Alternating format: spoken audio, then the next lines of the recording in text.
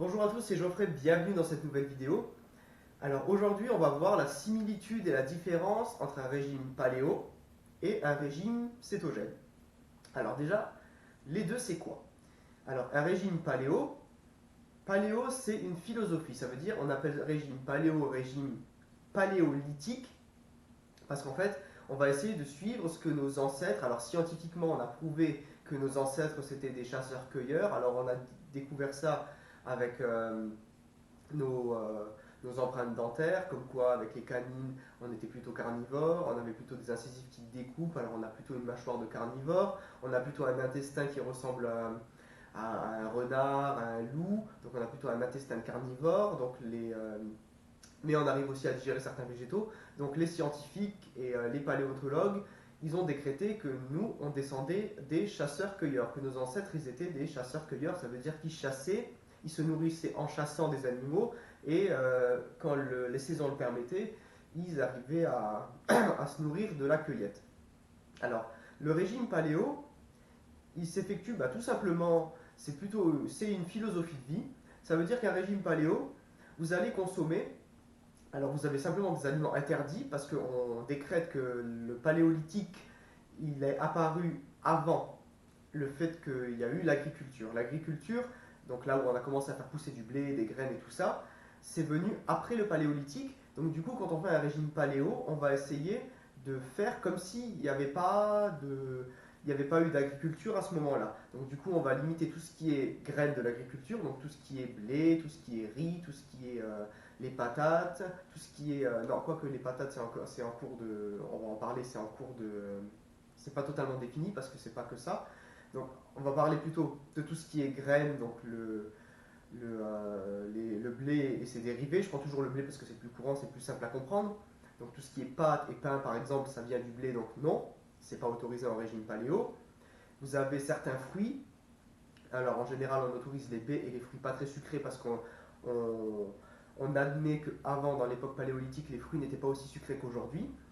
Et ça reste un régime donc low carb qui reste très limité en glucides puisqu'on ne mange pas tout ce qui est glucidique, tout ce qui est pain, pâtes, riz, patates et tout ce qui est sucré, tout ce qui est sucre raffiné. Donc c'est vraiment le régime santé et le régime, je trouve plus mes mots, le régime naturel, voilà, tout simplement, le régime naturel par excellence. Donc du coup, ce régime paléo, qui interdit aussi certains fruits sucrés parce que le sucre des fruits, même si c'est naturel, ça contient du fructose. Voilà, pour certaines personnes, le sucre des fruits, donc le fructose, ça a été introduit après parce que les fruits ne devraient pas être aussi sucrés. Voilà, donc vous voyez là déjà, je vous ai donné à peu près les ficelles du régime paléo qui sont un peu floues, mais ça dépend vraiment de de comment les experts et les scientifiques ils ont manipulé le sujet du paléolithique. Parce qu'un régime paléo, alors il y a certains experts qui disent qu'on peut manger dedans du quinoa parce que ça contient beaucoup de vitamines et ça contient pas beaucoup d'acide phytique et ça contient pas mal d'acides aminés, etc. Et de la patate douce parce qu'il n'y a pas beaucoup de glucides dedans, etc. Il y en a d'autres qui vont dire non, on stoppe tout ce qui est glucidique parce qu'avant on ne faisait pas d'agriculture, on n'allait pas non plus chercher des pommes de terre dans le sol. J'étais pas là, je ne sais pas, je ne fais que vous rapporter ce que les scientifiques disent. Par contre, à l'époque, je suis d'accord, on n'avait pas non plus de produits laitiers. Donc, je ne dis pas à l'époque de Louis XIV, mais quand je dis à l'époque, ça veut dire dans le paléolithique, donc c'était il y a quelques millénaires quand même, plusieurs dizaines de millénaires même. Quand je dis paléolithique, j'entends aussi bannir les produits laitiers, parce que ça pour moi, c'est la clé d'un régime déjà bien construit. Et encore plus, en régime paléo, ça prend tout son sens dans un régime paléolithique, puisqu'on n'avait clairement pas accès à tout ce qui était lait d'animaux. On fait comme si en fait on allait vraiment juste chasser et cueillir. On n'allait pas traire les vaches pour faire des yaourts ou même pour boire le lait. On n'allait pas planter nous-mêmes des graines. Non. Alors on voyait un animal, on le tuait, on le mangeait. On voyait un fruit, on le mangeait aussi. Par contre, il y a certains aliments, vous allez voir le thé par exemple. Alors le thé, je ne pense pas que les hommes des cavernes, si ça existait, ils buvaient du thé. Pourtant, le thé est autorisé en régime paléo. Alors, le thé est autorisé pourquoi? parce qu'il ne contient pas de calories pratiquement, il contient vraiment très peu de caféine et contient beaucoup d'antioxydants. Voilà. Donc parce que c'est un aliment bon pour la santé qui ne coupe pas, qui n'intervient pas dans le régime, on l'a autorisé. Parce que si vous voulez suivre un régime type paléolithique de vraiment du temps, à part manger de la viande crue, parce qu'on ne sait même pas quand est-ce que si on admet que le feu, à quelle époque il a été venu, si le feu était là avant ou après, alors dans ce cas-là, s'il était là après, on aurait dû avant manger de la viande crue. Et c'était peut-être le cas. Donc il y en a en régime paléo qui s'amusent à manger de la viande crue. Est-ce que c'est bien? Peut-être, peut-être pas. Certains scientifiques disent que ça donne des vers, certains disent que ça conserve les vitamines. Chacun sa version. Pour moi, je vais vous donner mon avis. Donc mon avis est qu'un régime paléo bien construit est fait de viande, de poisson et d'œufs. C'est les trois aliments qui sont les aliments clés du régime paléo et auxquels toute votre nutrition elle devra tourner. Donc les œufs, forcément, parce que les œufs, c'est la base. La viande, parce que vous en avez besoin pour fonctionner, parce que si vous allez chasser, vous trouvez soit des œufs, soit de la viande. Si vous allez pêcher, donc quand on dit chasser, hein, on pense aussi à pêcher, c'est un animal qu'on va chasser dans l'eau. Donc quand je dis chasser, ça comprend aussi la pêche.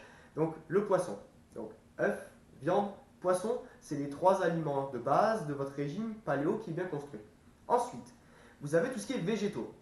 Alors les végétaux, j'étais pas là, je sais pas quand, je sais vraiment pas à quoi ils ressemblaient avant. Par contre, ce que vous avez en végétaux, ce que vous pouvez faire, c'est moi, alors ce que je me dis, encore une fois mon avis, je prends les végétaux qui ne contiennent pratiquement pas de calories, qui contiennent beaucoup d'antioxydants et qui contiennent beaucoup de fibres. Parce que ça va aider le corps à faire le chemin du tractus intestinal, etc. Ça va détoxifier les cellules cancéreuses intestinales, etc. Donc en fait, je vais prendre par exemple un exemple que je vais donner après encore quand on va parler du régime cétogène. En régime paléo, pour moi, c'est autorisé, on peut manger du poivron. Voilà, on va prendre l'exemple du poivron rouge, on peut en manger. Pour moi, on peut en manger. Si on le supporte, on peut en manger parce que ça contient des taux de sucre très bas comparé à tout ce qui est pâte, pain, patate, et c'est un légume. Voilà. Tout ce qui est fruits, alors pour moi, un régime paléo bien construit, ça se construit avec des baies. Donc les fruits, si vous voulez en manger, pour moi, c'est du citron pour la vitamine C, des baies, donc fraises, framboises, mûres. Et alors il y en a qui disent jusqu'à la pomme Granny Smith acide mais très peu sucrée. Pour moi, une pomme, c'est déjà bien sucré. Donc se manger une pomme en régime paléo, ça dépend que de vous. Vous devez voir comment votre corps y réagit. Moi, je ne le ferai pas. Parce que en plus, une pomme, c'est très acide, c'est pas très bon pour les dents, contrairement à ce qu'on peut penser. C'est pas le sujet, je vous le dis simplement. Mais un régime paléo bien construit, il n'y a que des fruits très peu sucrés. Le citron et les baies, pour moi, ça suffit. Tout ce qui est laitage, forcément, c'est à bannir. Il y en a qui autorisent le fromage parce que, dû à la fermentation du lait, il n'y a plus de lactose, il n'y a plus de matière, il n'y a plus de glucides dedans à part les graisses et les protéines. Oui, mais comme protéines, il y a de la caséine dedans. Donc la caséine, c'est quand même allergisant et c'était pas considéré comme très bon pour le corps, fut à un moment. Est-ce que c'est vrai, est-ce que c'est pas vrai? Certains le supportent, certains d'autres non. C'est à vous de voir avec votre corps ce qu'il en est. Moi, je pense qu'un quelqu'un qui le supporte, le fromage, pourra en manger de temps en temps en régime paléo, mais quelqu'un qui veut suivre vraiment un régime paléo ne mange pas de fromage parce que c'est pas dans la philosophie du paléo. Voilà. Si on parle de régime paléo, le régime paléo est une philosophie. Voilà. Et il est plus ou moins simple à suivre parce que comme on sait pas trop en fait.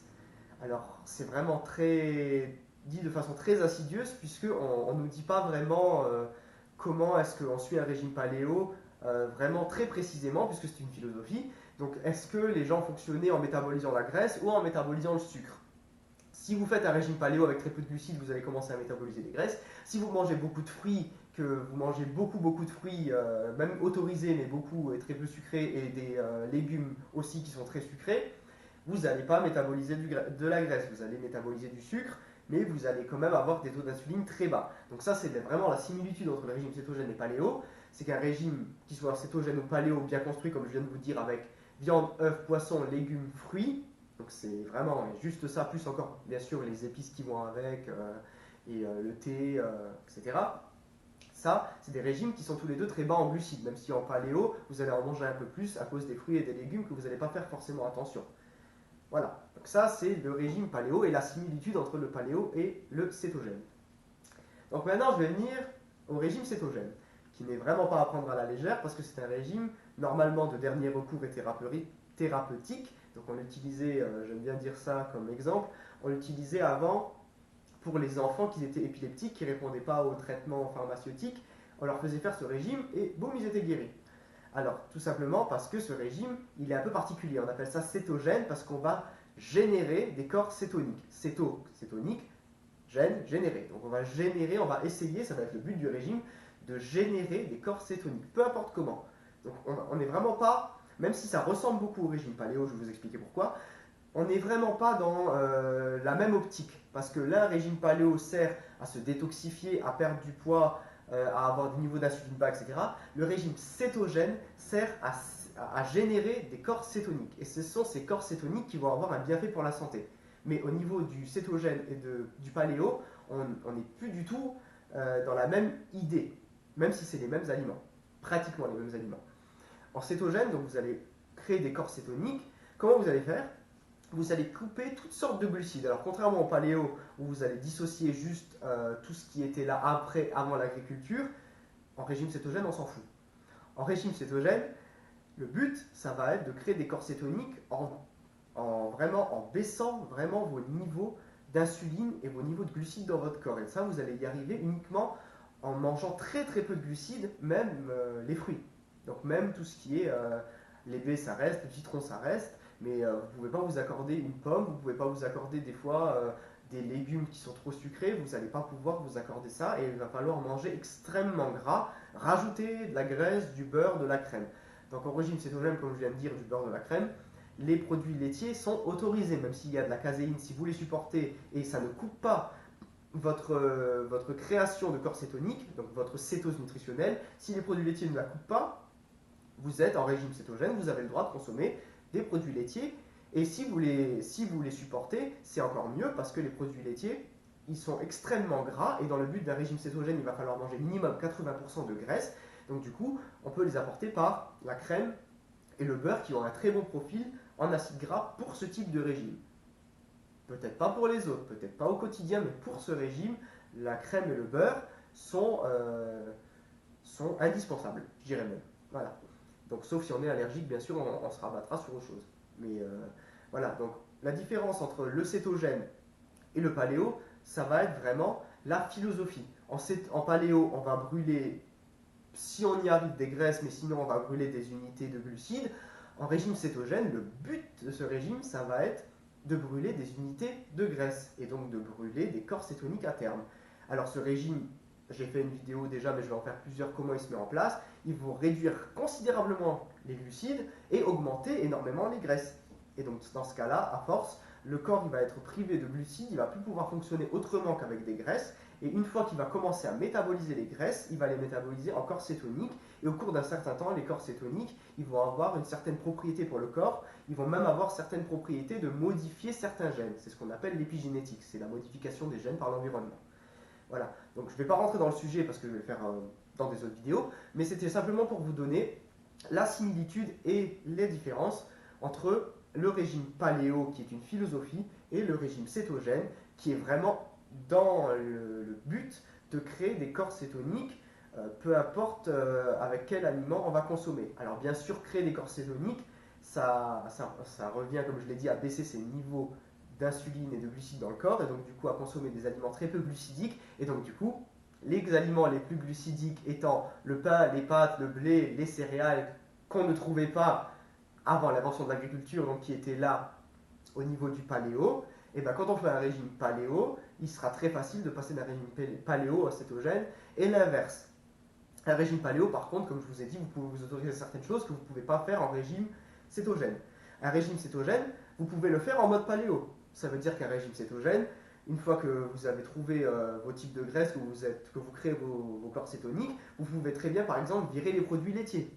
Si vous virez les produits laitiers, vous gardez que les produits du régime paléo, vous allez avoir une version très saine du régime cétogène. Mais vous voyez, il y a une légère nuance entre les deux. C'est vraiment, on peut voir même, il y a vraiment un fossé, pour ne pas dire un canyon, entre les deux quand il s'agit du niveau idéologie, puisque au niveau alimentaire, c'est la même chose. Voilà, donc c'était simplement, je ne vais pas trop rentrer dans les détails, je le ferai plus tard. C'était juste pour vous montrer les similitudes et les différences entre le paléo et le cétogène. J'espère que vous avez apprécié la vidéo. Vous pouvez cliquer sur le lien juste en dessous, nutrivolution.net. J'ai mon blog qui est en cours de construction, mais ça ne serait tardé qu'il se termine. Vous avez sur mon blog mon premier programme qui est disponible avec le livre Santé, force et longévité. Et vous pouvez avoir ce livre également sur Amazon. Je vous mets le lien juste en dessous. Vous pouvez aller voir ce qu'il en est. Voilà. Merci d'avoir visionné la vidéo et on se retrouve pour une prochaine vidéo. À bientôt. Ciao, ciao!